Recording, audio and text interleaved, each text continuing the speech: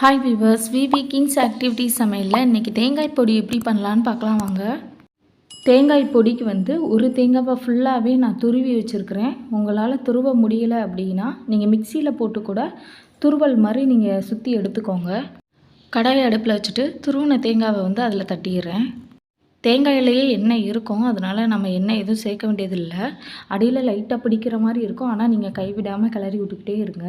தேங்காயில் உள்ள ஈரப்பதம் எல்லாம் போகிற வரைக்கும் நம்ம நல்லா வதக்கிக்குவோம்.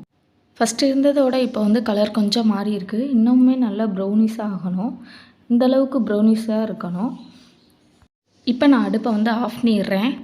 3 நாளைக்கு மட்டும் இந்த பொடியை நான் யூஸ் பண்ண போகிறேங்கிறதுனால இந்த ஸ்டேஜில் நான் ஆஃப் பண்ணிக்கிறேன். நீங்கள் இன்னுமே ஒரு 10 நாள் வச்சு யூஸ் பண்ண போகிறீங்க அப்படின்னா இன்னுமே ப்ரௌனாக வர்ற வரைக்கும் வதக்கிக்கோங்க, நல்லா தான் இருக்கும். தனியாக ஒரு பாத்திரத்தில் நான் தட்டி வச்சுட்டேன். அதே கடாயில் கொஞ்சோண்டு எண்ணெய் ஊற்றிக்கிட்டேன். ஒரு கைப்பிடி அளவு வெள்ளைப்பூடு சேர்த்துக்கிறேன், உரிக்காமல் சேர்த்துக்கிறேன். லைட் ப்ரௌனாக வர்ற வரைக்கும் நல்லா வதக்கிக்கிறேன். 6 பட்டை வத்தல் சேர்த்துக்கிறேன். எங்கள் வீட்டில் குழந்தைங்க சாப்பிடுவாங்கங்கிறதுனால நான் உரப்பு கம்மியாக சேர்த்துருக்குறேன். பெரியவங்க சாப்பிடுவாங்கன்னா 10 பட்டை வத்தல் சேர்த்துக்கோங்க. ஒரு கைப்பிடி அளவு கறிவேப்பிலை. எல்லாத்தையும் நல்லா வதக்கி விட்டுட்டு 2 ஸ்பூன் அளவுக்கு பெருங்காயத்தூள் சேர்த்துக்கோங்க. எல்லாத்தையும் கிளறிட்டேன். இப்போ அடுப்பை ஆஃப் பண்ணி விட்டுருவோம். கொஞ்சம் ஆறுனதுக்கப்புறம் மிக்ஸி ஜாரில் போட்டு நம்ம அரைச்சி எடுத்துக்கலாம். தேவையான அளவு உப்பு அரைச்சி எடுத்து வச்சுட்டேன்.